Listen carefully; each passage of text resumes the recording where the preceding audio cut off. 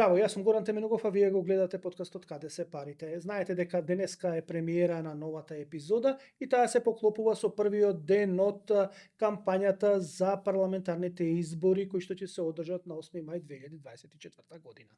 Значи имаме добар повод за да почнеме да анализираме што ни нудат политичките партии во поглед на економијата, односно ќе ги анализираме програмите на ВМРО ДПМН и на СДСМ.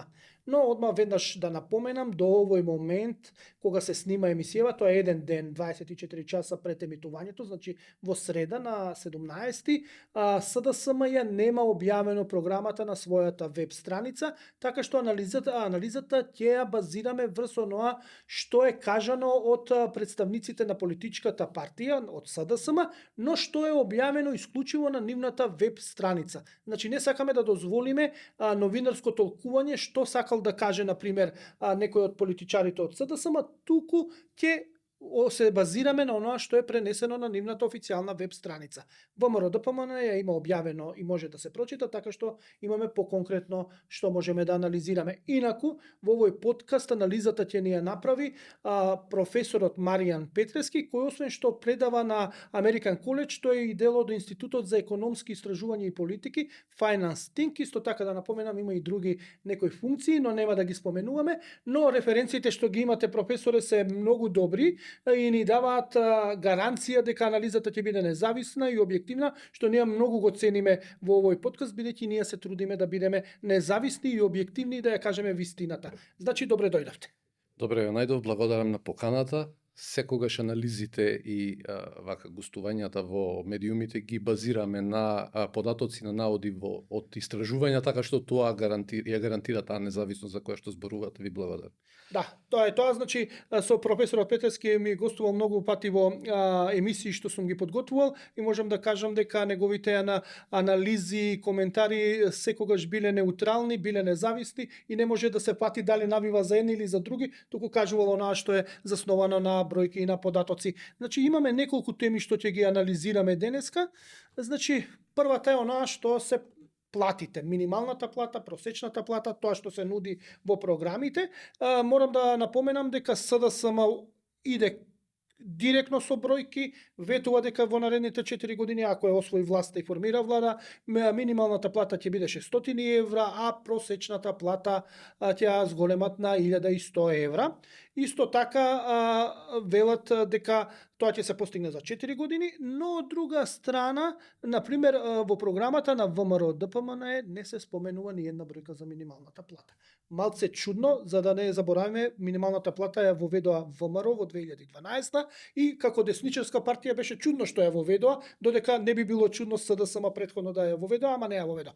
Ајде да зборуваме дали се остварливи овие бројки од минимална и просечна плата и зошто ВМРО ДПМН еве не ја спомнува цифрата, бројката.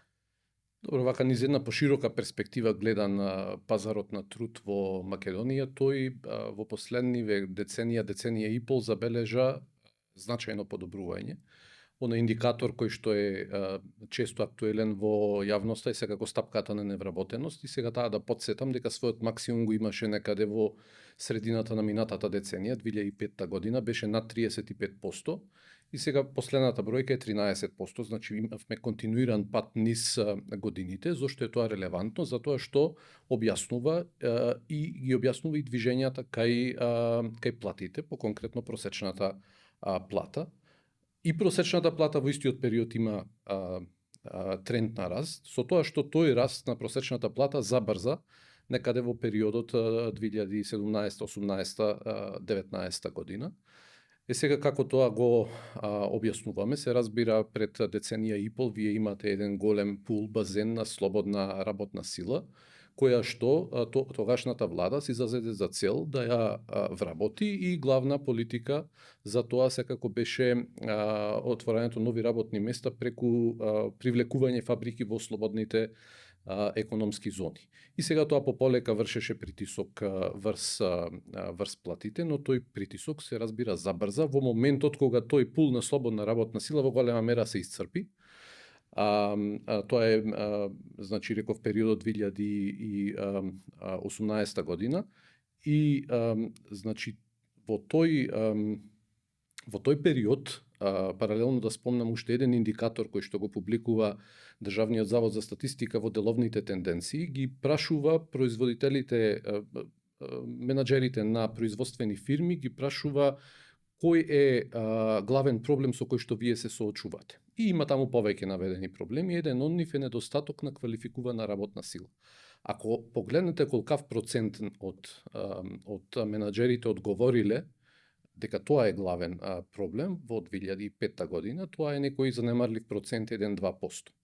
Ако погледнете денес или во последниве 5-6 години, 1/4, значи до 1/3 од нив одговориле дека тоа е главен проблем. Што значи дека се исцрпи тој пул на ресурси во текот на годините и сега дојдовме до ситуација на затегнат пазар на труд кој што започна да извршува силен притисок врз платите. Сега тука уште еден момент да спомнам, она што се провлекува во јавниот дискурс како дебата е дека исцелувањето влијаело врз намалување на стапката на невработеност, што е и точно и неточно. Неточно е затоа што математички стапката на невработеност е однос од бројот на невработени поделено со бројот на вработени плюс невработени. Значи кога невработено лице се исцелува, излегува и од именителот и од броителот на таа дропка, па на крајот добиваме или исто ниво или добиваме некој мал пат. Не Значи би било главен исто само невработените ако се исселат, Така. тогаш би се сменило, али Точно. ако е вработен Точно. и не би се Точно е, а ние не можеме се- да кажеме дека се тоа е исцелуваа своето, само така. невработените, Така. сепак знаеме дека тоа беше една генерална тенденција без оглед на положбата на лицето на пазарот на труд. Што значи дека сепак главно влијание врз вработеност и врз креирањето работни места изврши, се разбира, оваа политика на отворање фабрики во тирзовите и некои други политики, например, имате вие лепеса на активни мерки за вработување во подкапата на Агенцијата за вработување, што се разбира извршило исто така свое влијание. Тие тенденции сега ни го објаснуваат движењето на платата и сега доаѓаме до ситуација во која што сме денес, каде што на пазарот се соочуваме со притисок поради недостиг од квалификувана работна сила. Една друга студија која што ја работе во 2022 година ги прашува менаџерите на компаниите што врши притисок врз платите во вашата фирма. 2/3 одговараат дека главен притисок го врши тој недостиг на квалификувани работници, а 1/3 велат дека тоа е поради минималната плата, темата која што вие ја загатнувате, и тука доаѓаме и до релевантноста на таа тема во целата приказна. Дали треба да биде толку релевантна од политичките партии да го форсираат тоа прашање за минимална плата? И колку треба владите да го решаваат? Добро е да има минимална плата, да има цената на трудот, но сепак имаше голем пораст на минималната плата. Дали сепак влијае, еве 1/3 не е мала бројка, влијае во работењето на бизнисот? Колку треба да е се ова релевантно и толку да се форсира? Видете, минималната плата е релевантен концепт во една економија. Ние ја немавме, беше оведена првпат во 2012 година и од тогаш стана и, да кажеме, едно политичко орудие, затоа што беше и се уште е присутна, барем делумно, во програмите на политичките партии за секои избори. Зошто? Затоа што таа директно е сврзана со животниот стандард на работниците, и тоа не на било кои работници, туку на оние кои што се позагрозени, односно оние кои со склопот на вештините кои што ги имаат, можат да заработат минимална плата или нешто околу тоа ниво.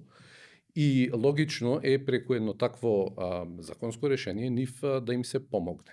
Сега законското решение кај нас вели дека минималната плата ќе се усогласува со трошоците на живот и со порастот на просечната плата, што има своји проблеми во смисла на формулата на усогласување, меѓутоа да ја земеме како релевантна, бидејќи осигурува зачувување на животниот стандард на примателите на минималната плата. Проблемот се појавува во моментот кога политичките партии ветуваат зголемување на минималната плата кои што не можат да се поврзат со порастот на продуктивноста во економијата. Тогаш велиме дека ние им доделуваме на работниците вредност која што тие не ја создали. И сега мора таа вредност да се најде од друго место.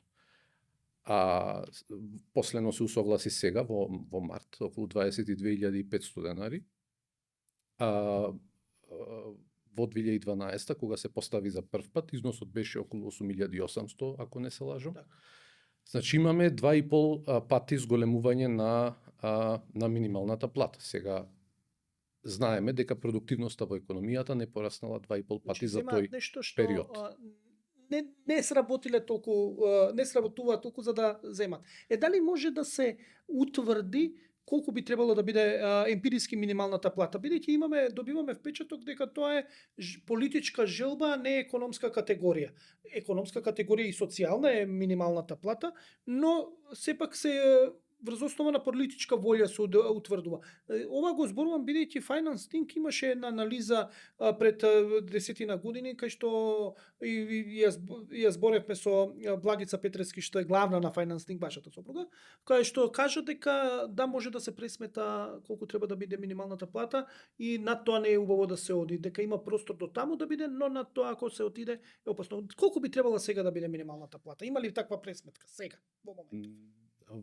Таа пресметка беше во периодот 2016-17, кога и тогашното ветување беше дека ќе настане пораст на минималната плата од 8.800 на 12.000, што на крајот и се случи, така што испитувањето се сведуваше на ефектите од тој пораст и преку квантитативно истражување на податоци прибрани на различни начини се дојде до некој оптимум на минималната плата од 12-13.000, што значи дека тоа зголемување тогаш беше горе-долу коректно и како што видовме после тоа не предизвика некои позначајни турбуленции во економијата. Меѓутоа, на тоа истражување претходеше едно друго истражување кое што испитуваше колкав дел од платата евентуално работниците примаат како плата во плико. Тоа е значи дел кој што се дава во кеш и кој што не подлежи на законите, односно не се плаќаат даноци и придонеси.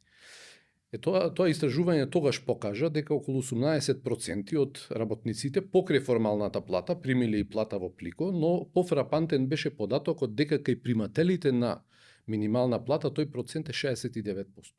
Значи, 2/3 од работниците покрај формалната добили плата во плико, што укажува на тогаш еден присутен феномен, во кој што работодавецот вели, ќе те осигурам на минималната плата, бидејќи тоа е на што државата минимално ме осигура, а остатокот како компензација на она што ти го даваш за мојата фирма како труд, ќе добиваш екстра средства во плик и на тоа и јас и вие заштедуваме, а губи државата. Сега, тој износ на плата во плик го овозможуваше тој простор тогаш да се зголеми минималната плата во позначаен износ, а без тоа при тоа да изврши притисок на бизнисот, затоа што знаете, теоретски сега постои теорија која што вели дека големо зголемување на минималната плата ќе значи голем товар за бизнисот и ќе се размислува за отпуштање. Поради овој момент, главно се имало и други фактори, но поради овој фактор тогаш не се случи отпуштање и мојата проекција е дека и со следните зголемувања, особено оние што беа поголеми, имаше уште едно од 15 на 18 покасно, поради состојбата на пазарот на труд, тоа не предизвика отпуштања. И очекувам дека и понатаму нема ние да видиме таков одговор на работодавците. Особено не пак сега кога викаме имаме недостиг од кадар на пазарот на труд. Меѓутоа можни се други прилагодувања и ќе спомнам две. Едното е во контекст на сивата економија.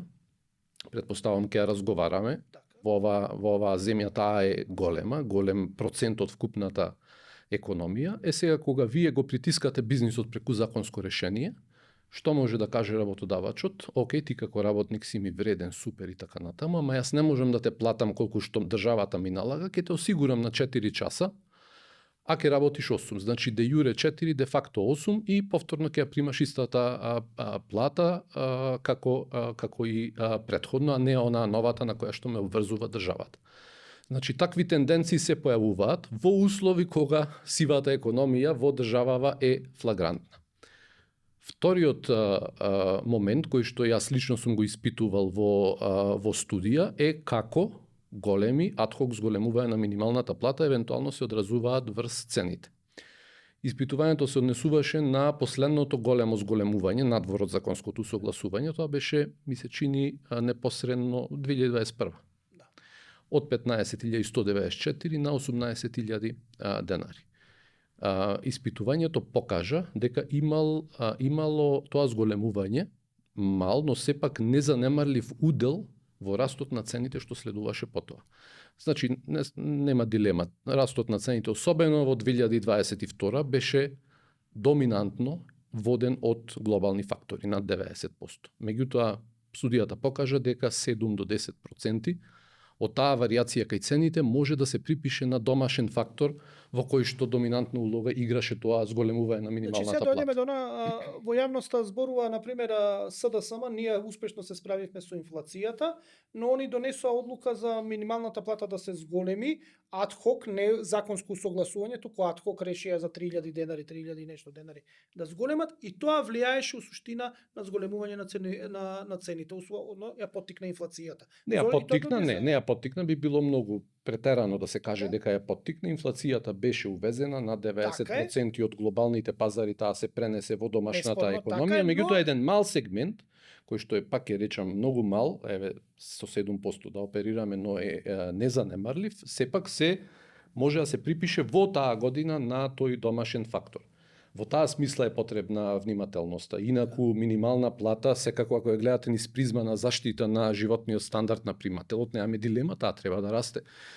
И синдикатите легитимно да се борат за тоа, не да бараат 400-450, нека бараат 1000, меѓутоа работата е кои консеквенци ќе го има еден таков потек врз рамнотежата во економијата. Ја начнавте темата за продуктивноста, рековте дека треба да се следи продуктивноста. Станали нашите работници попродуктивни, бидејќи голем проблем се јавува сега со продуктивноста во македонската економија, затоа што според ние сме далеку под европскиот просек, а да не зборам под германскиот работник. Например, соодносот е ние сме 1/3 на македонскиот работник во однос на германскиот работник. Први, зошто е толку важна продуктивноста и дали станавме попродуктивни, бидејќи гледаме се зголемуваат платите?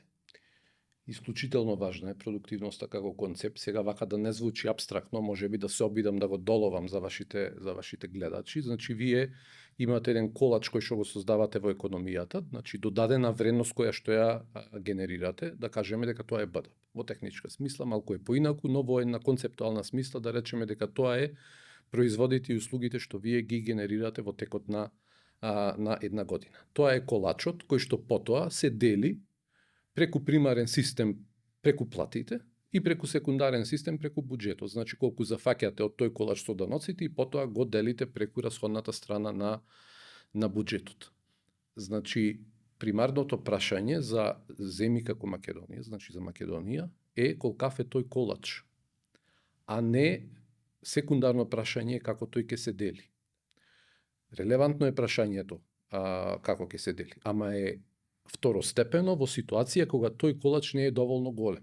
Или алтернативно кажано, нашата примарна цел како економија на ова ниво на развој треба да биде како да создадеме поголем колач, кој што потоа ќе го поделиме. Значи тој колач, таа додадена вредност, поделена со бројот на вработени или попрецизно со бројот на одработени часови, ни дава еден индикатор, еден количник кој што се нарекува продуктивност на трудот. Колку јас произведувам во единица време.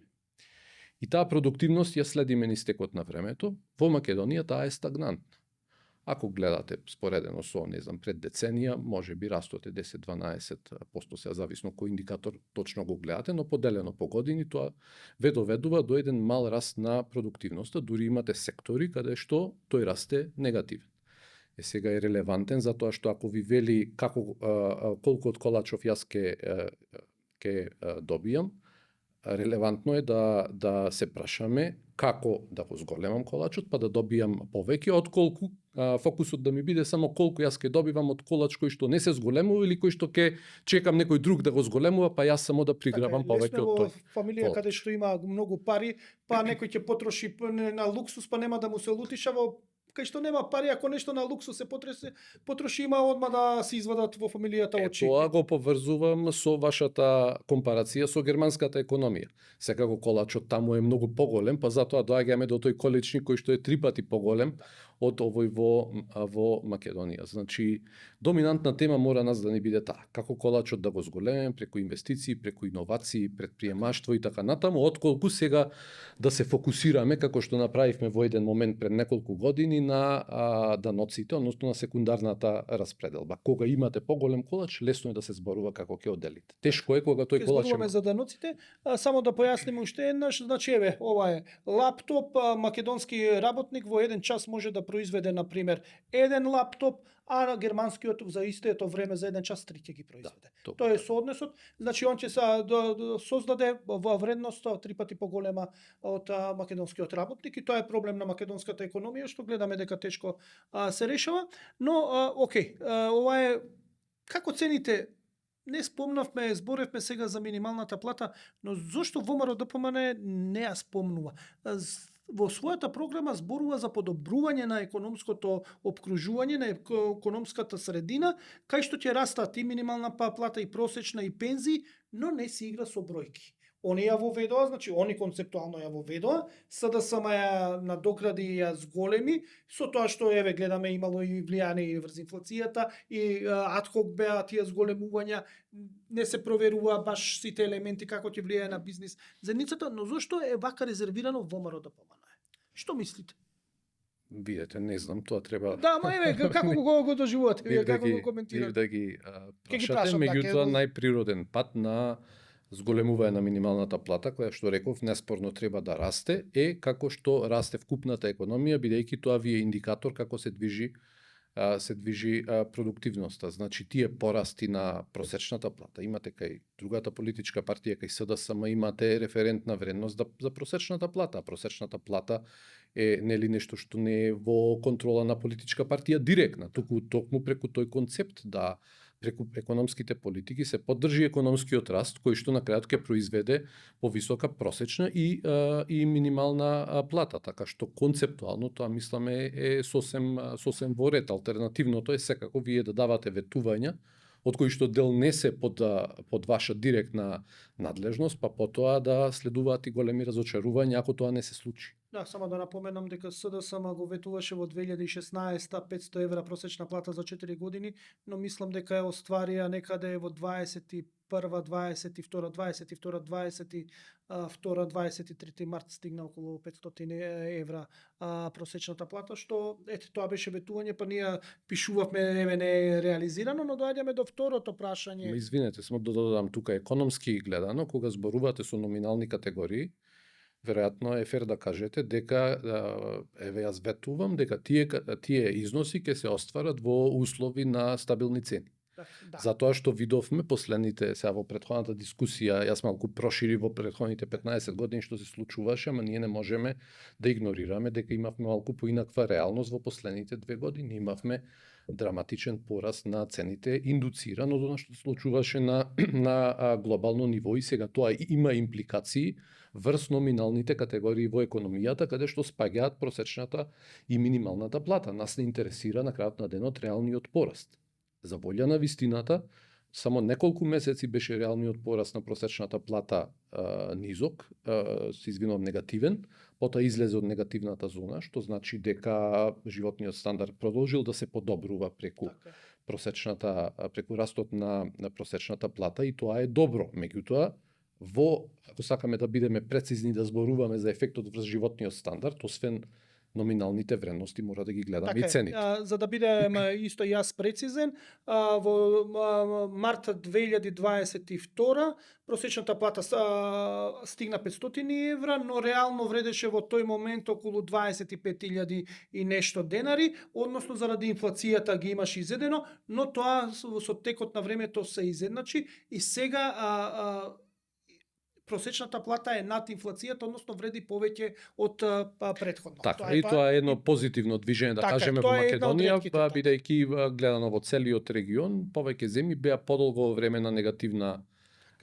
подолго во период на негативна реална плата. Да, само и да напоменам исто така нешто што сум го обработувал, околу 60% од граѓаните, ова е податок од минатата година од 2023, 60% од вработените во државава се до 30.000 денари примања, така што тоа е малце негативно, но добро. Тоа е некоја друга тема што ќе ја работиме, не е веќе анализа за тоа што нудат партиите. Доаѓаме до втората тема, тоа се пензиите и тука имаме веќе конкретно нешто и гледам дека и ВМРО и СДСМ, ВМРО ДПМН и СДСМ нудат конкретни бројки. СДСМ нуди, например, просечна пензија од 500 евра и минимално 20.000 денари. Од друга страна, исто така да не заборавам, ова е многу интересно, новогодишен пакет од по 100 евра, мисле првин дека тоа ќе биде една шатко решение, но после тоа во говорот на председателот на партијата Ковачевски испадна дека секоја година ќе добиваат пензионерите по 100 евра, тоа значи годишно 33 милиона и 400.000 евра, бидејќи има во моментов 334.000 пензионери, тоа значи дека некаде 120-132 милиона евра на годишно ниво ќе даваат само за новогодишни, се извинувам, 4 години 132 милиона ќе дадат за новогодишни пакетчиња, додека пак ВМРО ДПМН еве што ветува, тоа се линеарно давање на 5.000 денари за секој пензионер. Ова се големи пари. Кај едните се еднократно адхок секоја година да се даваат по 33 милиона или 120 и нешто кусур, минималната 20.000 денари, кај другиве по 5.000 или 327 милиона евра, сериозни бројки, а ПИОМ знаеме дека зависи и од дотации од буџетот. Одржливо, неодржливо, како гледате вие на ова? Ситуацијата во ПИОМ не е од вчера, е долга, исто така сега морам и во одговорот на ова прашање да се навратам на претходните 15 на години. Настана реформа на пензискиот систем од едностолбен во тростолбен систем во отприлика 2004-2005 година. И сега тука настана одредени транзициски трошоци, значи додека целото население се префрли од едниот на другиот систем, нели за тоа се потребни повеќе години. Но ако тоа го тргнеме на страна, во периодот по 2009-10 година, па понатаму, ќе видиме дека имаме раст на расходот за пензии, кој што значајно ги надминувал изворните приходи на фондот. Изворните приходи се придонесите што вработените ги плаќаат на своите плати, зашто да спомнам дека беа намалени исто така во периодот 2009 година, што исто така беше удар врз фондот, меѓутоа главниот удар настана потоа со адхок зголемувањата во неколку наврати. Под адхок зголемувања ги сметаме оние зголемувања што се надвор од формулата за усогласување. Формулата за усогласување ви вели ќе се усогласува пензијата, износот на пензијата со порастот на трошоците на живот, или сега формулата е со порастот на трошоците на живот и со порастот на просечната плата. И тоа е легитимен начин вие да го одржите животниот стандард на пензионерите. Меѓутоа, секогаш кога излегувате од таа формула, вие во ред повеќе го зголемувате животниот стандард на пензионерите, тие за тоа се радуваат легитимно, ама додавате расход на фондот кој што не е покриен од неговите изворни приходи. Значи, тоа значи дека таа разлика вие мора да ја најдете од негде. Фондот ја наоѓа така што добива пари од централниот буџет како дотација. Сега тој износ кој што фондот за ПИОМ го добива од централниот буџет, поради таквите адхок зголемувања, некаде периодот 14-15 достигна свој максимум, кој што беше околу 45%. Може би се ближеше и до 50%. Значи, пола од расходите што вие ги исплаќате како пензии ги немате. Ви треба да ви ги даде буџетот, ако ви ги дава буџетот, тоа значи дека го напуштате или се оддалечувате од концептот на покривање од придонесите, и велите ќе ги покривам од општото доначување. Значи, она што ние трошиме и плаќаме за ДДВ преку нашата потрошувачка, дел оди за покривање на тој дефицит во фондот. Сега настана блага реформа 2019 година, која што значеше мал пораз во 2 наврати на стапката на придонес на пензиско и на здравствено осигурување и интервенции во заменските стапки кои што се однесуваат на оној определување на износот на пензија врз база на годините стаж што ги имат и платата која што сте ја примале, и тоа го прекрши тој растечки тренд на дефицитот. Да, морам да се тука малце да појаснам, ова е теми исто како сум ги пишувал, само да појаснам на сите што не следат. Значи, нашиот пензиски столб, нашите пензионери се финансираат од придонесите што ги плаќаат актуелните вработени. Не е тоа некои заштедени пари што они уплаќале во нивно време, туку не, тие биле за тогашните пензионери, сега вработените ги финансираат пензионерите и оние бројки што ги кажавте околу 50%, така е, се намали со реформата на 32%. Една третина. Така. Но сега доаѓаме до онаја бројка дека математиките, ако се вметнат овие ветувања, ќе ги зголемат овие математики. Видете, директен да бидам за ветувањето на ВМРО ДПМН. Мислам, звучи фино. И тоа им звучи фино за една голема група граѓани, 330 Тоа се оние гласачи што редовно гласаат, тие се омилените на сите партии. Така. Ако го гледате како политички тоа е разбирливо, меѓутоа ако го гледате економски, тоа ќе предизвика значи фрапантна дестабилизација на пензискиот систем, затоа што тоа е 5.000 денари месечно, 60.000 денари годишно, по 330, тоа се 330 милиони дополнителни расходи за ВПИОМ, што е отприлика четвртина од неговите сегашни расходи. Замисле, најнаш расходите ги зголемувате за една четвртина, значи дека сега ќе прекршиме трендот на намалување на зависноста на ВПИОМ од централниот буџет во обратна насока. Тоа повторно ќе почне да се според математиките што ги направи од 32 па ќе се врати на 43%, односно ќе недостасуваат 43% од парите што треба да се исплатат за пензии и тие мора да се најдат од другите Видете, мислам дека данъци.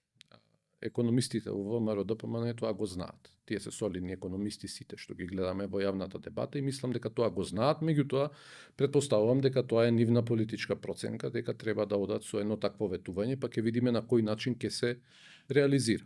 Сега од помала магнитуда се ветувањата на СДСМ, но дебатата е иста. Секој адхок зголемување Така. во суштина е потрес, сега бираме помеѓу поголем или помал Така. потрес и сето тоа, но на Тука е интересно, извинете да Помали? спомнам, дека ако ги погледнете лајкен индикаторите на Државниот завод за статистика, значи тоа е официјална национална статистика, таму се калкулира стапката на сиромаштија. Се од одредени причини последната е за 2020, ама без оглед што е малку постар индикатор, имате национална, значи на национално ниво стапката на сиромаштија е 21,8. Имате дезагрегирано по разни категории граѓани и една од дезагрегациите е за пензионерите. За пензионерите стапката на сиромаштија е 7,4 или 7,8% последната. Значи една третина од националната стапка. Тоа покажува дека пензионерите не се најсиромашна, најзагрозена категорија. Меѓутоа се најголема, ама не се најзагрозена. Сега, ако го ставите пак во тој контекст, покажува дека дестабилизацијата која што би настанала со вакви адхок решенија врз системот има уште поголеми размери и цело време консеквенции. ни се случуваат адхок решенија околу пензискиот фонд и гледаме дека и самиот СДСМ го смени, они донесоа реформи, па го сменија начинот на согласување. Цело време се вртат, веројатно тоа е чисто политика, бидејќи стварно се големо гласачко Тоа не тело. можев да го разберам во целост промената на системот на усогласување, тоа така беше порано, па се смени само во усогласување со цените, пак се врати на старо. Така си игра. Нема големи разлики во тоа. Да, ама го игра некој процент плюс минус беше, ама не знам зошто го играа цело време, си играат играчки околу тоа, носиш една методологија и се прави, но добро. Но има еден друг проблем околу пензионерите, па ќе завршуваме.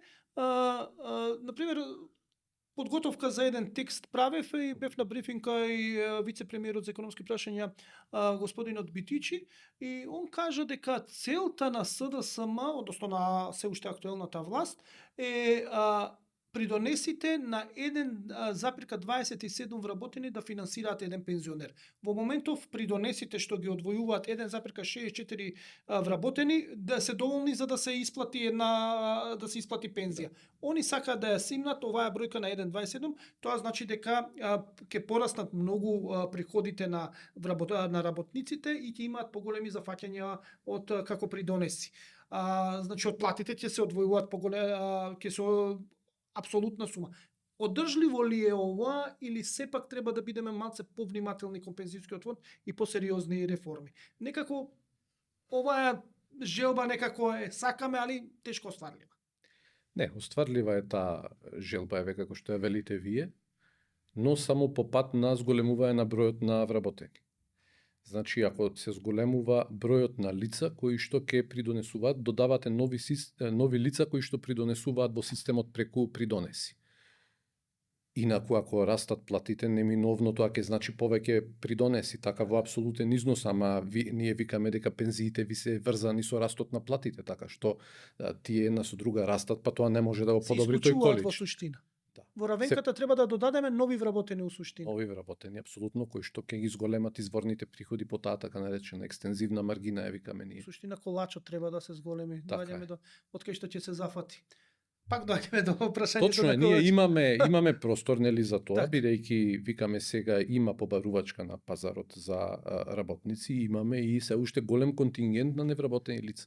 Во агенцијата за вработување се регистрираат за активни баратели на работа 100.000 лица, така што имаме простор ние тие индикатори на пазарот на труд да ги подобруваме. Така, а имаме и голема резервоар од неактивно население, зачудувачки. Секако, тоа плюс. Тоа е многу интересен феномен во Македонија што има 40 и нешто проценти, сега мислам дека е 7, што е неактивно, не бараат воопшто, а е работоспособно, зборуваме за работоспособно. Али добро. Тоа е друг феномен кој што бара посебна анализа, веројатно сега немаме толку Да, и време не го бидејќи нема во друга програмите, да, и во темата, програмите меѓутоа е или- релевантно бидејќи тоа е секако пул на население кој што е економски неискористен, независен, викаме. И таму проблемите се подлабоки, се сврзани со културолошките поставености во државата и така натаму. Се сеќавам сега околу вработувањата, еден од најголемите критичари бев на тирзовите и на тајноста на доделувањето на помошта. Во еден момент на толку многу критики што ги напишав, тогашниот министер за финансии Зоран Ставревски ме застана и ми рече: "Се тоа што зборуваш си во право, само треба да знаеш, една работа сиромаштијата се намалува со вработување и подобро ќе дадеме ние сега колку треба помош, но ќе отвориме работни места." Испадна дека тоа е сега поентата тоа- на целата работа. Тоа еве доведете го во ова што дискутиравме Да, сега ги претходно. гледаме Јас ви у велам суштина. дека колачот мора прво да го зголемиме, после да се занимаваме баш со неговата се навратив со на тој неговата муабет. распределба. Сега доаѓаме повторно ми се врати како флеш на тој муабет, нема да го заборавам да ми рече да, управо си се што критикуваш, но рачунај дека единствена борба против сиромаштијата е првин да ги вработиме луѓето. Па после ќе видиме што ќе правиме со придонеси и со сето тоа. Испадна сега од овој аспект 2024 тој некаде 2014 воден муабет по 10 години дека сепак имало некоја економска логика. Но да дојдеме сега за друга една дали има економска логика, а тоа е даноците и даночната политика е сега, овде е добро, ВМРО ДПМН знаеме што нуди во програмата, а во она што го презентираше СДСМ не го спомнаа никаде, не можев да најдам која ќе им биде даночната политика. А зошто е важно СДСМ да знаеме, бидејќи они некако се ни лево ни десно воведоа прогресивен, па го замрзнаа, не го укинаа, па не го одмрзнаа никогаш, па прогресивниот кај нив не се споменува. Се тргна тоа решение од законот, се укина. Да, малку го замрзнаа, па го оставија како некаде во иднина ќе го направат, но тој им беше перјаница во 2016 во програмата и добар дел од граѓаните сака да гласаат заради тоа, бидејќи мислеа така ќе се постигне еднакост, додека ВМРО 10% рамен данок дури најавуваат дека може и да го намалат, но тоа сега некако помалце го зборуваат. Ајде да зборуваме сега за даноците. Има ли простор да остане 10%? Дали е се уште добро решение? Дали треба да се зголемува? Дали да се прогресира? Или може да остане оваа даночна политика во поглед на економијата? Кој е добро решение во моментов? Ајде пак да подсетам со која намера беше воведен рамниот данок. Се сеќавате и вие во 2006 година. Седма, на која дојде, мислам дека Седма, во во шеста 2007. беше најавен, нели Така со е, новата влада, тогаш Се почнало 2007 бидејќи првата работа што ја најавија беше тоа. така е. Сега, тогаш наративот беше дека ќе ја подобруваме бизнис климата за да привлечеме странски фабрики. Тоа се случи паралелно со лансирањето на инвестирајте во Македонија. Значи, тоа го сметам како една среднорочна политика за привлекување странски фабрики во тирзовите, односно во слободните зони, со цел да се намали тогаш флагрантната невработеност. Значи, главната поента беше преку рамен дан, преку понизок, значи сега рамниот данок едно е рамно, друго е понизок. Тој прво е понизок од она што го имавме генерално претходно и второ е рамен. Значи не зависи од големината на доходот. Второ, укинувањето и ревидирањето на разни прописи, дел кои останале од Југославија, дел кои биле донесени во транзицијата, па не одговараат повеќе, тоа беше регулаторна гилотина.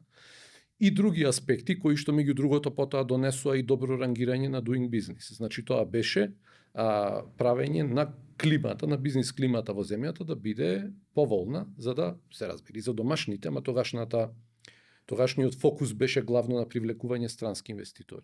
Значи, рамниот данок беше во тој контекст. Тогаш, забележете, немавме ние дебата за еднаквост, нееднаквост. Таа дебата беше донесена покасно.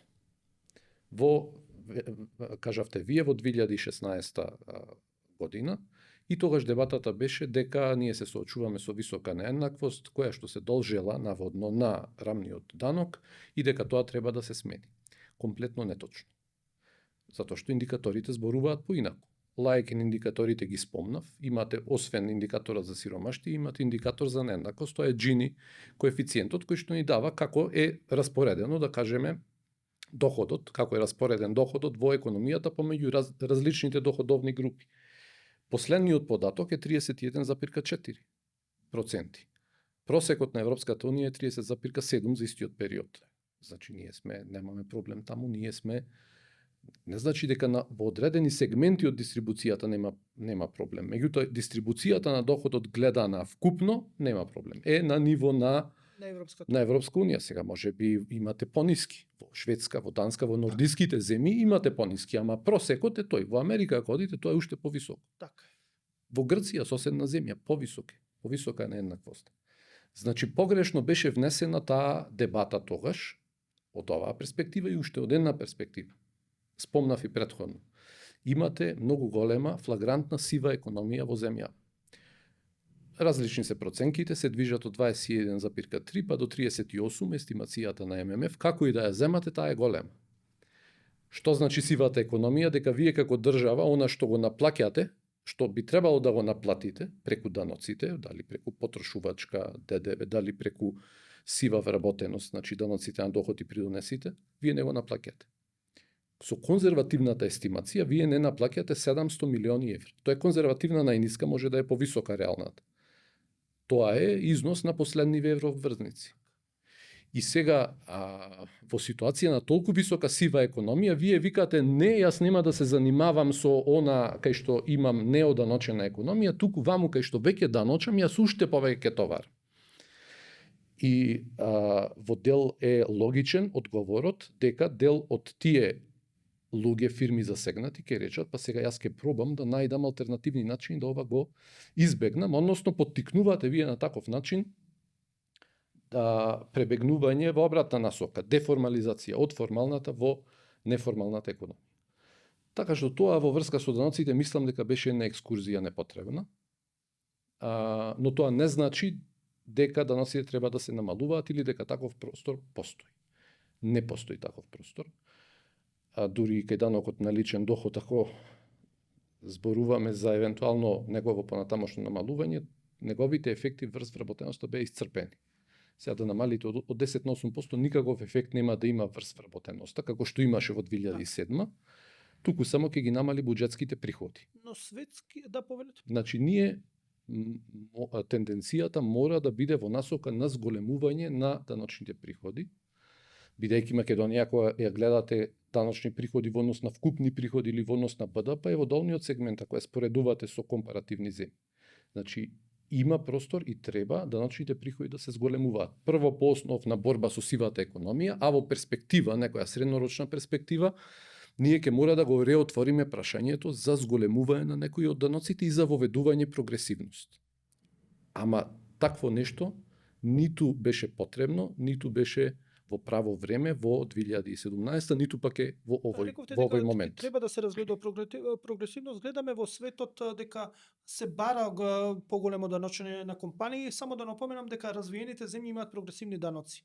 Посиромашните имаат почесто имаат рамен. Например, Германија има прогресивец, Америка, либералната економија, водачот на либералниот капитализам, Соединетите Американски држави имаат прогресивен данок кој што стигнува, мислам дека најгорната стапка е некаде 35%, така што сериозно запаќаат од богатството на луѓето и од компаниите ако не ги инвестираат парите. Апсолутно, ама мора да го гледате на нивото на развој на тие земји, да го видите нивниот БДП по глава на жител и да видите други индикатори од кои што дел ги спомнав, дали имаат проблем со вработувањето, колкав е уделот на сивата економија и така натаму, па тогаш да судите во која фаза од развојот вие ќе преминете на повисоки евентуално Дали прогресивни даноци. Еве, вие да сега да имате моќна одлучување политичка, би го зголемиле, би прогресирале малку или би останале рамен данок?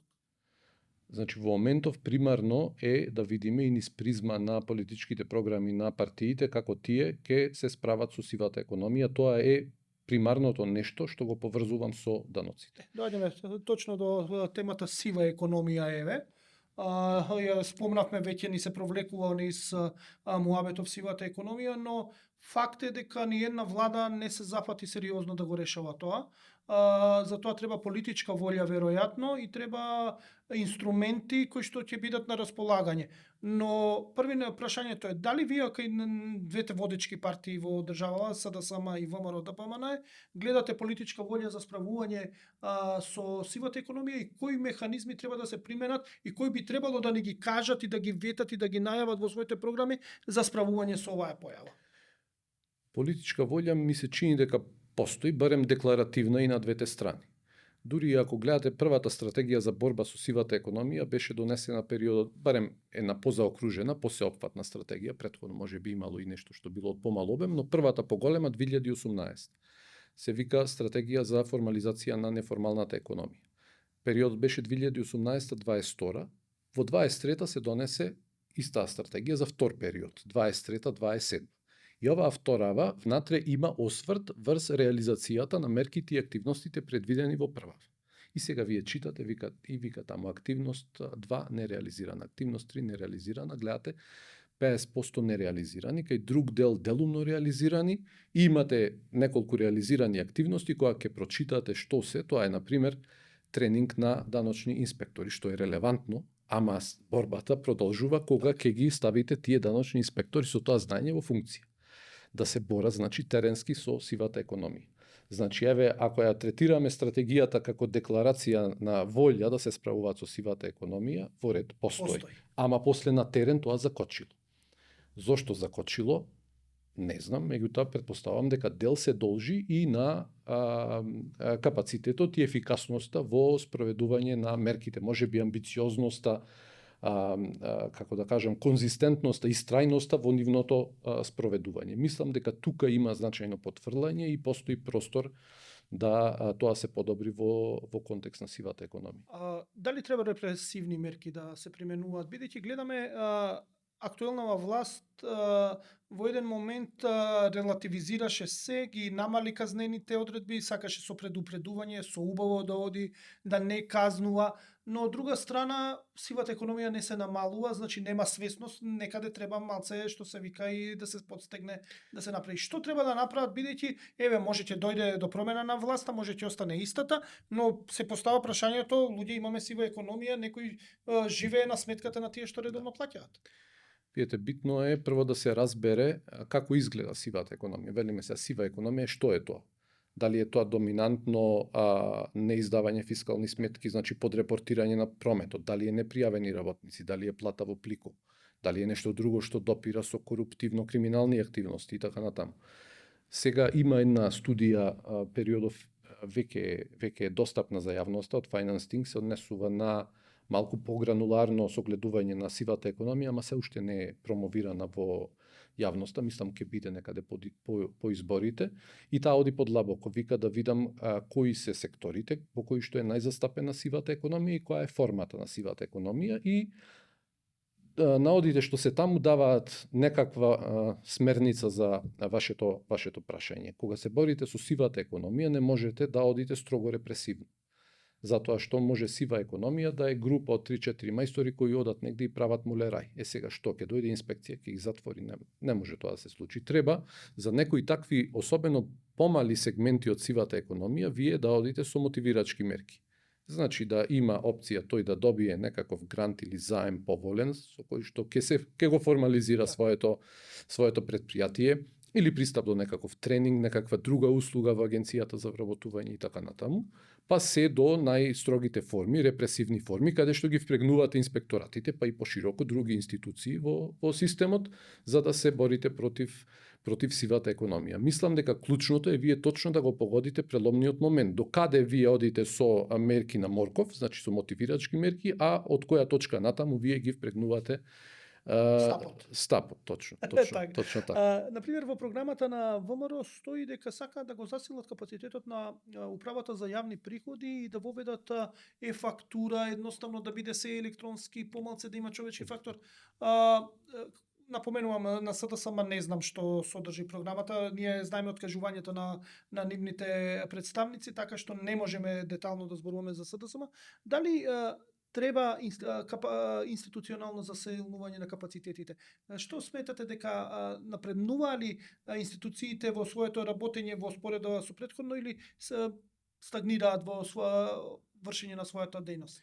Инспекторатите, зборувам, управа за јавни приходи, цари. Видите, кај управата, јас немам најпрецизни обсервации, тоа секако ако сте од внатре можете подобро да го кажете, меѓутоа мојот впечаток е дека во овој систем на институции кои што се релевантни за борбата со сивата економија, управата за јавни приходи е една од поробусните институции и таму се правеа реформи, пак ќе речам, од страна ми изгледа дека е со динамика која што е во ред, меѓутоа сигурно дека постои простор некаде со таквите реформи да се нагази. Во поглед на конкретните наведени мерки во програмите, претпоставувам дека ако се спореди тоа со што е напишано во стратегијата за формализација на сивата економија, ќе се најдат и некои сличности, може и некоја иста мерка која што била тогаш предвидена, не се реализирала, па сега се вели ќе ја реализираме. Дај Боже да се реализира, знаете, ефективно и брзо. Но на други точки во системот, посебно кај другите инспекторати, претпоставувам дека постои простор за поголема ефикасност. Доаѓаме до онаа тема што многу ја сакам и обработувам со децении, тоа се капиталните инвестиции. И двете партии се расфрлаат со тешки милиарди, значи дека ќе дадат, СДСМ 3,5 милиарди, а од друга страна пак 3 милиарди ветува ВМРО ДПМН. Како, гледам што сум напишал, што да ве прашам, односно сум напишал коментар, а тука тоа гласи што да се каже, а да не се заплаче. До сега само празни зборови во што да се инвестира. Тоа ми е она што сум го напишал јас подготвувајќи се за овој подкаст.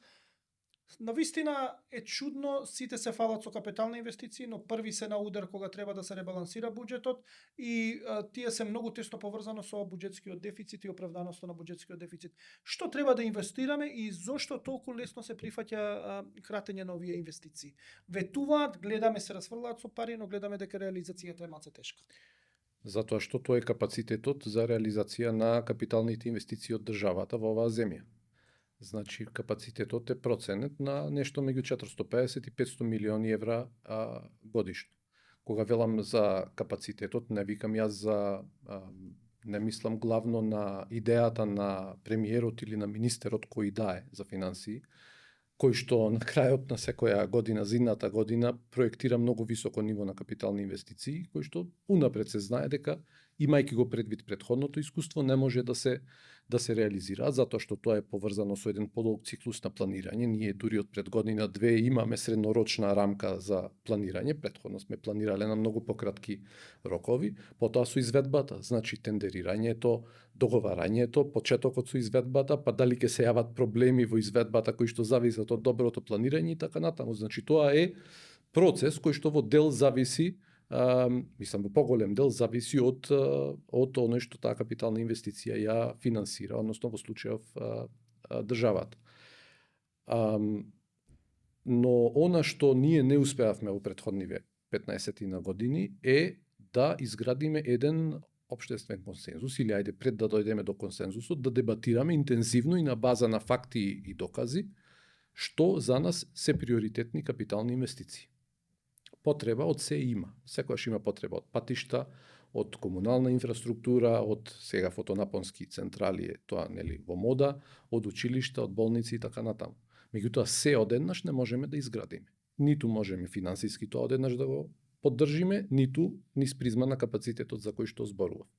Еве, ние, како експертска јавност, никогаш во такво нешто не сме учествувале. Тоа мора да биде поттикнато од државата, низ пресметки на, викаме, мултипликатори, колку ако јас вложам 1 денар во една болница, колку тоа ќе ми се врати мене на среден рок, и низ кост-бенефит анализи да видиме што е приоритетна инвестиција за оваа држава, па потоа да дискутираме како тоа ќе се финансира од сопствениот буџет, преку заеми, преку грантови и така натаму. Мајве, градиме автопат од Кичево до Охрид, но никој не која ќе биде економската придобивка, ние не знаеме. Се задолживме 600-700 милиона вкупно ќе не чини, а не знаеме кога ќе се направи. Стана неверојатно долг процес, но дали вие сте сретнале како економист која ќе биде добивката за економијата?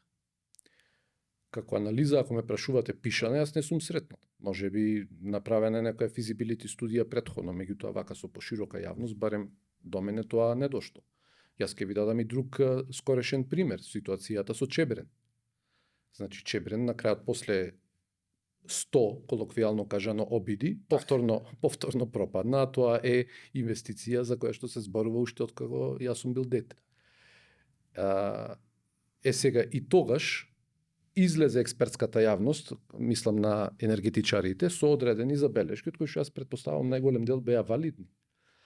Ама не видовме кост-бенефит анализа, да видиме дали она што тие го кажуваат како кост, како трошок од тоа, дали е помало од бенефитот што ние ќе го имаме на крајот на денот од таа хидроцентрала или не. Туку ништо не се случи, владата се повлече од сето тоа. Тоа е многу битно да сите што не следат, ако дадеме денарче, треба да ни се врати барем денар и пол, или денар и 1 дени да бидеме во добивка. Ако дадеме 1, а ни се врати 0,9, ние сме чизија. Тоа е тој мултипликатор за кој што зборувам. Барем јас не сум видел, мислам дека некои колеги, професор Борче Треновски имаше пресметувано некои мултипликатори, ама сепак знаете, дебата која што е поттикната од државата која што ја прави таа инвестиција со пошироко вклучување на експертската јавност не е направена во поглед на капиталните инвестиции, затоа таму имаме таква ситуација падни стани. Падни стани. Така е, и сега доаѓаме до уште една тема која што е поврзана со капиталните инвестиции, а тоа е јавниот долг и буџетскиот дефицит. Зошто ја поврзувам, бидејќи да најчесто политичките партии буџетскиот дефицит го определуваат дека ќе се искористи за задолжување. Тоа секој буџетски дефицит е ново задолжување на државата, ќе го искористат за капитални инвестиции. Ја читав програмата на ВМРО ДПМН е малце они околу буџетскиот дефицит и јавниот долг се постегнати во споредба со претходно што биле, а некако СДСМ гледам дека не го зборува, некако не се осврнува на сето тоа. ВМРО веќе малце сака да не држи под таа психолошка ниво 60% под тоа и со тоа ја почнува и програмата како ќе се движи и дека малце се по ригидни во поглед на оноа што очекуваме од една десничарска партија која што сака јавни инвестиции, која што сака големи проекти, едноставно која што е малце популистички настроена. Сега се малце така постегнати во целава приказна. Што мислите, зошто се должи ваквата стегнатост на ВМРО, а СДСМ се уште не го артикулира тоа како прашање, бидејќи гледаме дека 62-3% ќе им дојде јавниот долг во моментов, а беа големи противници на голем јавен долг и буџетски дефицит. Да, јавниот долг на крајот на минатата година дојде 62%. Проекцијата беше пониска, 58-59, меѓутоа со пониското остварување на БДП лани доаѓаме до 62% и сега нема голема разлика меѓу 59 и 62, меѓутоа тоа е само 300 милиона, окей, али ја во јавен долг, ама добро. Но психолошката бариера е пробиена од 60% мастришкиот критериум за јавниот долг во однос на БДП. Под истата причина буџетскиот дефицит лани е 4,9, нешто над проекцијата. Сега во моментов фискалниот простор во тој поглед на нови задолжувања, особено големи нови задолжувања, е ограничен. Значи не е иста ситуацијата сега и пред 5-6 години, пред 15 години. Инаку ние и во 2007 имавме, 2006 имавме јавен долг кој што се движеше околу 40-45%, меѓутоа новата влада одлучи да ги отплати тогаш долг пред време, долговите кон концесионалните кредитори, ММФ, Светската банка и така натаму, и тоа го сведе јавниот долг на 23, ама создаде простор за во периодот потоа да се оди на задолжувања од кои што поголем дел експертската јавност ги третираше за непродуктивни Така, тоа е Скопје задолжувања. 2014. Да, добро, тука сега имаше и криза, значи Така. дел Да, не задолжувања е беа и само по за тој тоа, основ, така, имавме една од најголемите кризи, меѓутоа асоциација на повеќето луѓе од тој период во однос на задолжувањата е токму проектот кој што го спомнавте. Така што во 2017 имавме ситуација 46-47%, сега дојдовме до 62%, ама во меѓувреме имавме две кризи. Значи, ковид пандемијата и кризата со цени на храна и енергија, каде што мораше едноставно да се генерираат повисоки буџетски дефицити. Сега, тука, знаете, во 2020 за време на пандемијата беше прашањето или ќе спасувате работни места или ќе го зголемите долгот. И сега беше одговорот кај нас, како и кај сите економии, да се зголеми долгот, така што доаѓаме сега до таа ситуација на истрошен фискален простор, што предпоставувам, не знам, ама предпоставувам дека ја генерира таа воздржаност во политичките програми. Ама за политичките програми уште една работа е битна. Не знам дали тоа го прават, можеби го прават во позадина, се што е како ветување, како трошење, кој што тие го предвидуваат таму, да се стави во еден Excel и да се искалкулира со сето тоа реализирано колку ќе дојде долгот или буџетскиот дефицит. Инаку вие може да речете, аз ќе дадам толку на пензионерите, толку за капитални инвестиции, на крајот да речете, ама нема да расте долгот. Епа едно со друго не е конзистентно. Така, тоа не го кажуваат, добро. Значи 60% е некоја психолошка граница, гледаме дека ја пробивме и тоа не е добро, но исто така требаше барем ветува дека буџетскиот дефицит малце ќе го подстегнат и ќе имаме фискална консолидација, но не се придржуваат. Малце се екстензивни во тој дел во овој момент актуелната власт. Се согласувам, фискалната консолидација постои, ама е недоволна. Лани спомнав, завршивме со 4,9 над проекцијата, кажав и зошто е тоа така. Меѓутоа, гледано низ призма на буџетскиот дефицит, фискалната консолидација во моментов е недоволна, би рекол дека недоволноста произлегува и од одбивноста, да ја наречам, на било која влада да се зафати со позначајно реструктурирање на расходната страна. Видете, таму просторот можеби не е преголем за реструктурирање, бидејќи вие имате преземени обврски, еве спомнавме, кон ПИОМ, кон примателите на социјална помош, тоа не можете да го чачкате така лесно, меѓутоа имате ставки каде што може да направите значајна консолидација. Ставките за стоки и услуги, разновидните субвенции кои што државата ги плаќа и така натаму, ама не видов досега политичка волја да се направи консолидација по основ на рационализација на расходната страна. Доаѓаме до тема што не сте експерт, директно експерт, значи тоа е земјоделство, не го работите, но сакаме земјоделството да го обработиме од буџетски аспект, односно од аспект на субвенции, тоа го знаете, сте го гледале. Чудно е, Македонија е нето увозник на храна, иако од 2007 почна, а секоја година после тоа се зголемуваше субвенционирањето, да стигнеме сега до 120, 130, 140 милиона евра годишно. Само за сите што не следат, во 2023 година сме увезле 976 милиони евра храна, сме извезле 493, односно не сме нето увозници од 483 милиони евра. Дадени се секоја година по 100 милиони за да се смени оваа пракса. Гледаме дека ветуваат во СДСМ 750 милиони евра инвестиции за 4 години и дека ќе станеме нето извозници, значи во целата приказна, додека малце ВМРО е порестриктивен, ветува годишно по 180 милиони евра помош, со тоа што вика целата помош, тука се и ИПАРТ програми, други пропратни програми, не вика директни трансфери, субвенции. Некако ми се поконзервативни во тој дел, може грешам, но мислам дека малце повоздржани сте. Што правиме со ваквите ветувања за субвенционирање кои што не даваат резултати? Како гледате на овие ветувања? Добри си или лоши? Валидна е оваа ваша констатација, бидејќи и во времето кога беа воведени земјоделските субвенции, во некои документи владините институции не криеа дека тие имаат нагласена социјална компонента. Тоа значи дека ги давам на начин кој што условно кажано е недоволно дефиниран, да речеме, не знам, по хектар или по килограм, без разлика кој е квалитетот на тоа што вие го произведувате, затоа што тие лица кои што се во тој сектор се во поранливата категорија, па земјоделската субвенција ќе им биде некој вид на социјална заштита. По дефиниција целта на секоја субвенција е друга. Значи, јас ви давам субвенција за да ве поттикнам вие да го подобрите својот производ или да го произведете во поголем обем, па да го продадете на нов пазар, потенцијално на странски пазар, па тоа да ви донесе вас поголем прилив и со тоа на агрегатно ниво поголем девизен прилив на државата, или друг е индикаторот кој што вие го велите, нели, да генерирам повеќе домашно произведена храна и да го намалам, да ја намалам зависноста од увоз. Меѓутоа за такво нешто барем во првите години од субвенциите земјоделски не се дискутираше. Во последно време почнува да се дискутира затоа што настанаа некои промени, дел водени и со условите за користење на фондовите од ИПАРД, кои што не им е гајле за социјалната компонента, туку тие сакаат да видат друг исход, значи квалитетен производ кој што се продава по висока цена и му носи на производителот подобар животен стандард. Значи има благо поместување во таа насока. Се вие кажавте, јас не сум во земјоделие и не можам тоа да го тврдам во која мера е.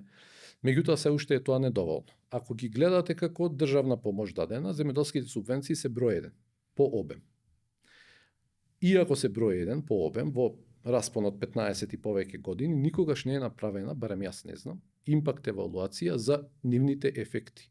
Не нивните ефекти врз животот и доходот на тој што ги прима, се разбира се позитивни, тоа се додатни средства добиени, туку врз индикатори како увозната зависност, да видиме дали тие придонесле за намалување на увозната зависност од храна, дали квалитетот на храната се подобрил и така натаму. Колегите од секторот земјоделие ќе кажат и повеќе релевантни индикатори. Такво нешто нема. И мислам дека е време такво нешто да се направи, за да видиме во која насока ќе се променува системот на доделување државна помош во земјоделието. Да напоменам, 440.000 живеат од земјоделство, веројатно добар дел од нив взимаат субвенции, а 440.000 и 340.000, 334.000 пензионери и со се земјоделци се добра гласачка машинерија. А гледаме и дека се обидуваат нешто на друго поле да направат. Сега ќе одиме фискална децентрализација, но нема да го гледаме тоа од аспект на децентрализација, туку од пари од буџетот. ВМРО ДПМН најавува помош дека ќе им дава на општините до 250 милиона евра годишно за да реализираат проекти. Со тоа што општините ќе добиваат повеќе пари ако добро ги наплаќаат своите изворни даноци, а помалце ако се лоши даноци. Знаеме дека СДСМ до сега имаше обиди да ги намали долговите на општините, што испадна неуспешно, бидејќи нит се намалија, туку напротив гледавме и со блокирани сметки општини купуваа многу скапи автомобили и едноставно 50 на 100 милиона се потрошија пари од буџетот, а не се исчистија долговите на општините. СДСМ видовме што направивме, но гледаме што ветува ВМРО дека ќе направи. Дали е во ред да се префрлаат пари од буџетот кон општините? Сепак две различни власти се, централна и локална. Не гледам проблем во тоа, се додека средствата кои што би се трансферирале од централната власт кон општините би биле поврзани со конкретен исход. Под конкретен исход мислам или конкретни проекти кои што ја подобруваат комуналната инфраструктура и севкупно животот во општините, или да бидат врзани, како што вие велите, со одреден индикатор, например процентот на наплата на данок на имот од страна на општините, бидејќи знаеме дека многу општини кубурат со тоа, со наплатата и се имаат таков показател кој што е многу низок. Така што во тој сегмент се додека изведено на таков начин не гледам проблем, но примерот кој што го спомнавте се однесуваше на покривање на генериран долг од страна на централната власт кон општините. Сега, тоа е ситуација каде што општина генерирала долг и се соочува, условно кажано, со блокирана сметка, значи не може да функционира. Што може да направи? Треба да бара средства да го отплати долгот и логично е, природно, прво да се обрати кај централната власт, па таа да одлучи дали тоа ќе го покрие или не. Ама проблемот со тоа е дека креира морален хазард. Што значи тоа? Дека вие креирајте си долгови, на крајот секогаш ќе се најде некој да го покрие. И во таа смисла такво нешто се случи тогаш и не треба повеќе на такво нешто да се помисли. Значи не гледате пречка, а централната власт да ја помага локалната. Се додека е За сврзано реални со работи, така. за реални работи не гледам проблем. Го гледам како нешто во состав на капиталните инвестиции на државата. Да, тоа ми беше мене нејасно, искрено да ве прашам, затоа ве прашав, професоре, ви благодарам што бевте дел од овој подкаст. Се гледаме во некоја народна прилика. Благодарам на поканата, ми беше мило. Тоа беше се за оваа епизода, се гледаме наредниот пат.